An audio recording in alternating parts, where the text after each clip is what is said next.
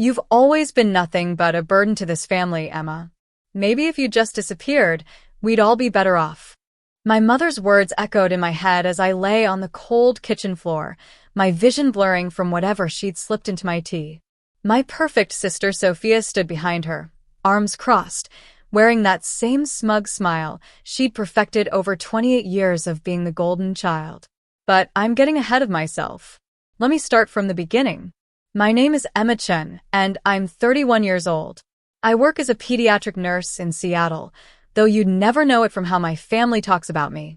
To them, I've always been the disappointment, the one who could never measure up to my younger sister Sophia. Sophia is 28, a corporate lawyer at Morrison & Associates, one of the city's top firms. She drives a white Tesla, lives in a downtown penthouse our parents helped her buy, and has been engaged 3 times to increasingly wealthy men. Each broken engagement was somehow spun as the man not being good enough for her. Me? I bought my own modest 2-bedroom house in Ballard after saving for years. I drive a 2015 Honda Civic. And I've been with my boyfriend Marcus for 4 years, a middle school teacher who my mother describes as adequately employed, I suppose. The difference in how our parents, David and Linda Chin, treat us has always been stark. Sophia's law school? Fully paid. My nursing degree? You can take out loans like everyone else, Emma. It builds character. Sophia's multiple wedding planning deposits that she lost? Oh, honey, you deserve to be picky. My request for help with a medical bill after a car accident? You need to learn to manage your finances better. I used to think maybe I was imagining it, that perhaps I was just being sensitive. But Marcus opened my eyes to the reality. He'd watch, jaw dropped, as my mother would spend an entire dinner praising Sophia's choice of nail polish while dismissing my recent promotion to head nurse as nice, I guess. Part 2. The announcement. 3 months ago, everything changed. Marcus and I had been trying for a baby for 2 years. We'd gone through one miscarriage that I never told my family about. I couldn't bear to hear my mother say something like, "Well, maybe it's for the best. You're so busy with work anyway." But in October, we finally got our rainbow baby news. I was 12 weeks pregnant, past the scary first trimester, and we were over the moon. Marcus immediately started converting our spare room into a nursery, painting it a soft yellow with little clouds on the ceiling. We decided to announce it at my parents' monthly family dinner in November. I should have known better. I'd barely gotten the words, "We're having a baby," out when my mother's face went white. Not with joy, with something else entirely. "You're pregnant," she said, like I just announced I had a terminal disease. "Yes, Mom. 14 weeks now." "We're so excited." "This is ridiculous," Sophia interrupted, slamming her wine glass down. "I'm the one who's supposed to have children first. I'm the successful one. I'm the one with the perfect life." I stared at her, confused. "Sophia, you're not even dating anyone right now. And this isn't a competition." "Everything is a competition," she snapped. "And you always have to try to one-up me, don't you? First, you become a nurse, and everyone goes on about how noble and selfless you are. Then you buy a house without help, and suddenly you're so independent. And now this." My father, who had been silent, finally spoke. "Emma, don't you think you should have consulted the family before making such a big decision?" "Consulted the family?" Marcus said, speaking up for the first time. "About having our own child?" My mother turned her icy gaze on him. "You don't understand how these things work in our family. Sophia has an image to maintain. How's it going to look when her older sister has a baby first? What will people at the firm think? Are you seriously suggesting we should have planned our family around Sophia's career optics?" I asked, incredulous. "I'm suggesting," my mother said slowly, "that you've always been selfish, Emma. Always thinking about yourself instead of this family." We left shortly after that. My happy announcement turned to ashes. Marcus held my hand the entire drive home, both of us in shocked silence. Over the next few weeks, the harassment started. It began with texts from Sophia. "You know you're ruining my life, right? And Mom and Dad are talking about changing their will because of your selfishness." Then came the calls from my mother. "You could still terminate," she suggested during one particularly awful conversation. It's not too late. Think about your sister's future. I blocked them both after that. But they weren't done. Sophia started showing up at my workplace, causing scenes. She'd corner me in the parking garage, telling me I was destroying the family. Security had to escort her out twice. My dad would send long emails about how disappointed he was, how I'd torn the family apart with my attention-seeking behavior. As if having a child with my long-term partner was somehow about seeking attention. The worst part was when they started contacting Marcus's family. His mother called us, confused and concerned, saying she'd received a strange call from my mother warning her that I was mentally unstable and that Marcus should reconsider his situation. We thought about getting a restraining order, but I kept hoping they'd calm down. I kept thinking, surely, they'll come around when the baby is born. Surely, they won't let this insanity continue. I was wrong. It was a Sunday in December, 3 weeks after our announcement. I'd unblocked my mother's number after she'd sent an apology through my aunt.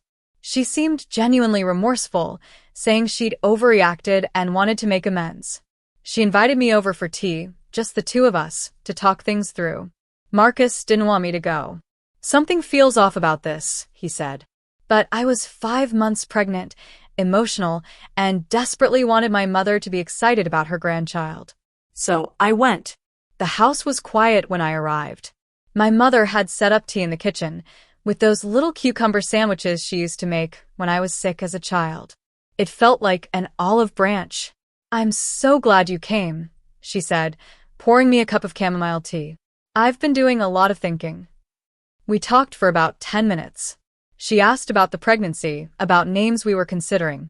For a brief moment, I thought maybe, just maybe, things would be okay. Then I started feeling dizzy. "Mom," I said, putting down the teacup. "I don't feel well." "Drink more tea," she said, her voice strangely flat. "It'll help." That's when Sophia walked in from the living room. She'd been there the whole time, waiting. "How much did you give her?" Sophia asked my mother. "Enough," my mother replied. The room started spinning. I tried to stand, but my legs wouldn't work properly. I collapsed onto the kitchen floor, my hand instinctively going to my belly. "My baby," I whispered. "What did you do?" "What needed to be done," my mother said, standing over me.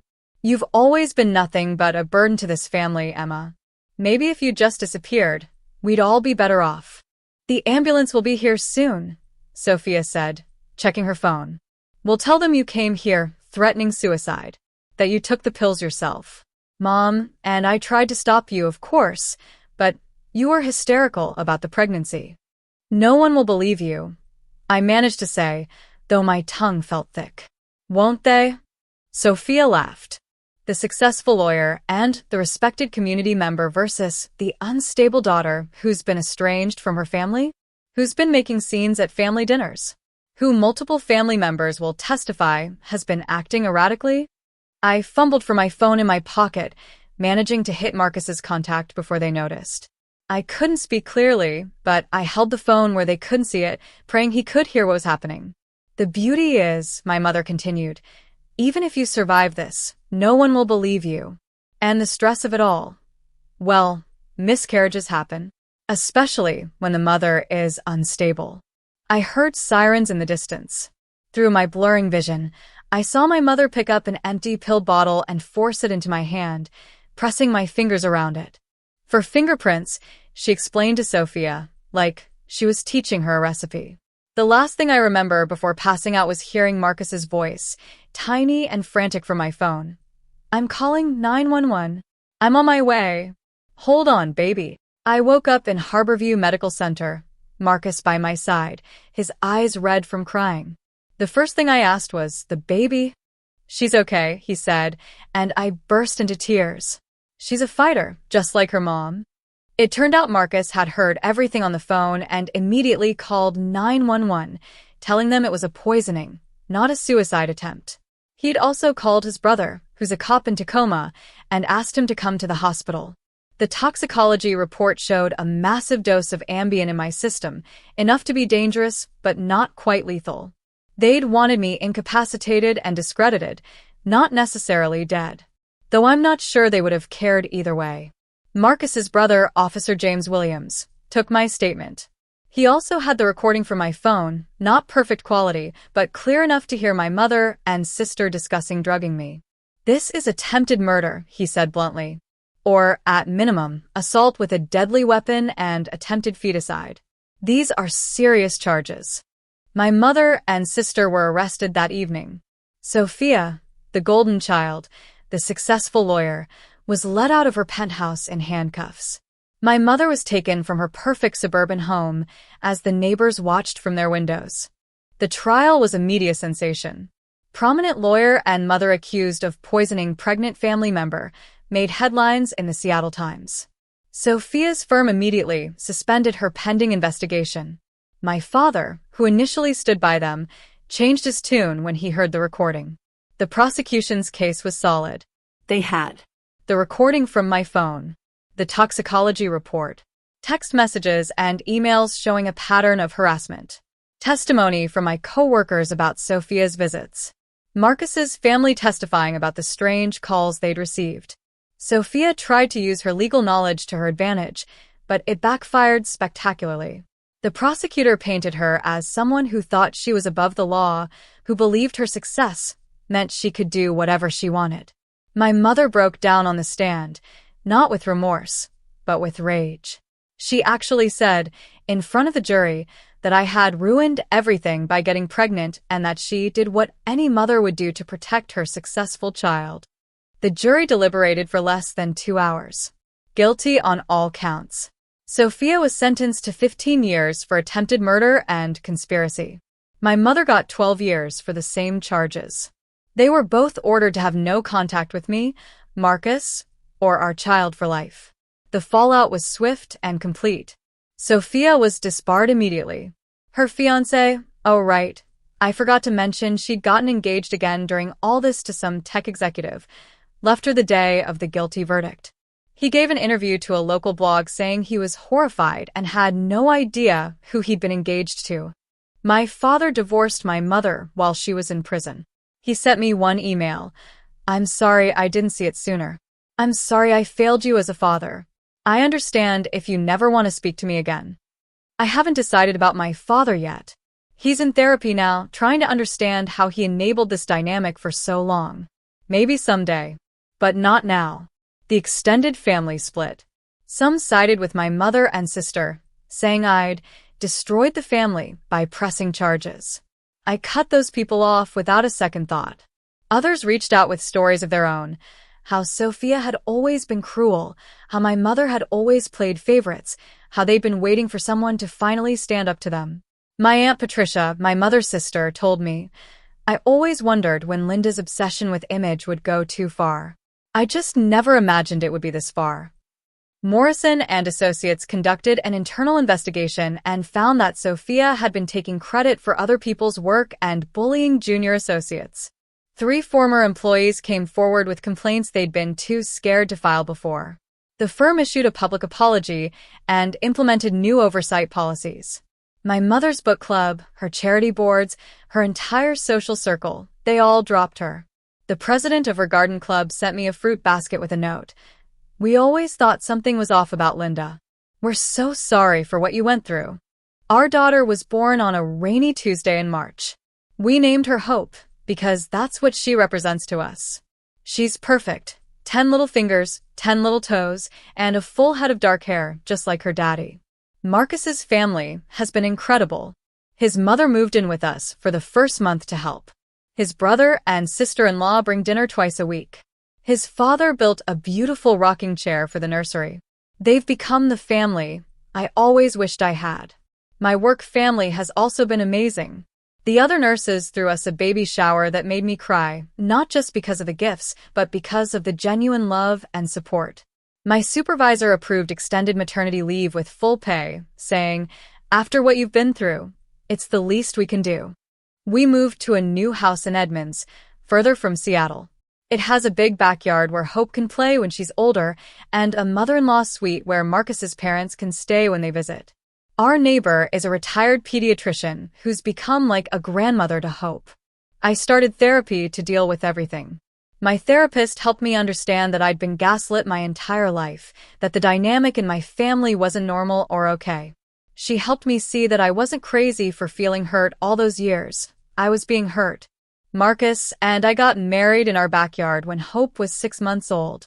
It was small, just as family, our closest friends, and the family we'd chosen. My former supervisor walked me down the aisle. Marcus's brother was his best man. Hope gurgled happily in her aunt's arms during the ceremony. I get updates occasionally through the legal system and through family members who still talk to me. Sophia is in the Washington Correction Center for Women. She's apparently not adjusting well. She tried to pull her "I'm better than you" routine with the other inmates and quickly learned that doesn't fly in prison. She works in the laundry room now, a far cry from her corner office at Morrison and Associates. She's written me 17 letters from prison. I've read none of them. They go straight into a file my lawyer keeps in case we ever need restraining order evidence in the future. My mother is at the same facility, but in a different unit. I heard from my aunt that she's aged 20 years and two. She spends most of her time in the prison library alone. Even in prison, she can't seem to make friends. Turns out, when you can't maintain your perfect image and people see who you really are, no one wants to be around you. My father lives in a small apartment in Tacoma now. The house was sold as part of the divorce settlement. He's written me a few letters, actual accountability, not excuses. He acknowledges that he failed to protect me, that he chose the easy path of going along with my mother's favoritism. He says he's in therapy twice a week. He says he understands if I never forgive him. Maybe one day I'll be ready to have that conversation. But not now. Now, I'm focused on breaking the cycle, on making sure Hope never doubts for a second that she's loved, valued, and enough just as she is. Last week was Hope's first birthday. We had a big party with all the people who've become our family. Marcus's parents drove up from Portland. His siblings came with their kids. My work friends brought their families. Our neighbors joined in. The house was full of laughter, love, and joy. As I watched Hope smash her little fists into her birthday cake, giggling as frosting went everywhere, I thought about what family really means. Family isn't blood. It's not DNA or shared last names or holiday obligations. Family is the people who show up when you need them. It's Marcus, who believed me instantly and protected me when I couldn't protect myself. It's his mother, who calls me her daughter and means it. It's his brother, who made sure justice was served. Family is my supervisor, who testified at the trial about what a good person and nurse I am. It's my coworkers, who created a meal train when I was on bed rest. It's our neighbor, Dr. Patterson, who checks on Hope whenever she has the sniffles. Family is chosen. It's earned. It's built on love, respect, and mutual support, not manipulation, favoritism, and image management.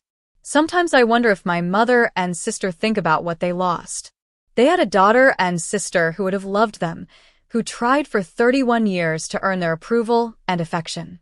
They had the chance to be part of Hope's life, to be the grandmother and aunt she deserved. Instead, they're in prison, their reputations destroyed, their lives in ruins. All because they couldn't stand the idea of me being happy. All because Sophia couldn't bear not being the center of attention. All because my mother cared more about appearances than her own daughter's life. The irony is, in trying to maintain their perfect image, they revealed their true selves to the world. Everyone now knows exactly who Linda and Sophia Chin really are. No amount of image management can fix that. It's been 18 months since that day in my mother's kitchen. Hope is walking now, toddling around our house with determination that reminds me of myself. She has Marcus's smile and my stubbornness. She's perfect. We're expecting again. A boy this time. We're naming him Marcus Jr., after the man who saved both our lives that day. My mother-in-law cried when we told her. Happy tears this time.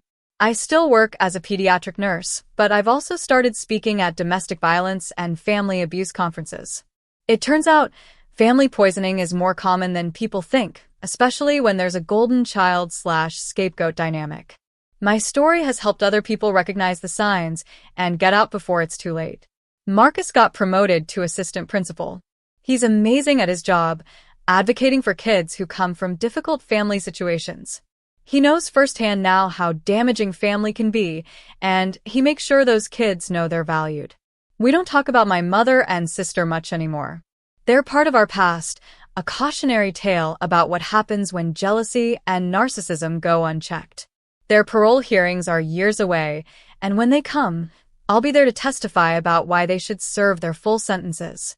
Last month, I got a letter from another inmate at the women's correctional facility. She wanted me to know that my sister had been bragging about her successful career and her penthouse apartment. When the other inmates found out the truth, that she was in prison for trying to kill her pregnant sister, well, let's just say Sophia learned that lies have consequences, even in prison. My mother, according to the same letter, hasn't had a single visitor in 18 months. Not one. All those society friends, all those charity connections, all those people she spent so much energy impressing, none of them care enough to make the drive to see her. Meanwhile, our house is always full.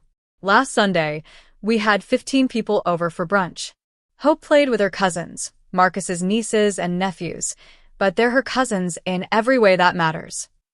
Our chosen family surrounded us with love and laughter. As I write this, Hope is napping in her crib, and I can feel the baby kicking. Marcus is in the garage, building a bookshelf for the nursery. His mom is in the kitchen, making soup for dinner. This is what family looks like. This is what love looks like. My mother and sister thought they could break me. They thought they could take everything from me. Instead, they gave me the greatest gift. They showed me who they really were, and in doing so, they freed me to find my real family. Sometimes the family you're born into isn't the family you're meant to have. Sometimes you have to build your own family, person by person, choice by choice, moment by moment. And sometimes the best revenge isn't revenge at all. It's living well. It's being happy. It's raising your children in a home full of love and support, the kind of home you never had but always deserved. My name is Emma Chin Williams, and this is my story. It's a story of betrayal, yes, but more importantly, it's a story of survival, justice, and finding your true family. To anyone reading this who's in a similar situation, who's been made to feel less than by the people who should love you most, you deserve better. It's not your fault. And there are people out there who will love you for exactly who you are. Family isn't about blood. It's about love. And love, real love, doesn't try to poison you for being happy. Update: it's been 2 years now since the trial. Hope is talking in full sentences and recently told my mother-in-law, "Grandma, you're my best grandma." Marcus Jr. is 6 months old and looks exactly like his dad. Sophia was recently denied her first parole hearing. Turns out, starting a fight with another inmate doesn't look good to the parole board. My mother was moved to solitary after they found contraband in her cell. My father sent Hope a birthday card with a check. We donated the money to a women's shelter in Hope's name. Life is good. Life is really, really good.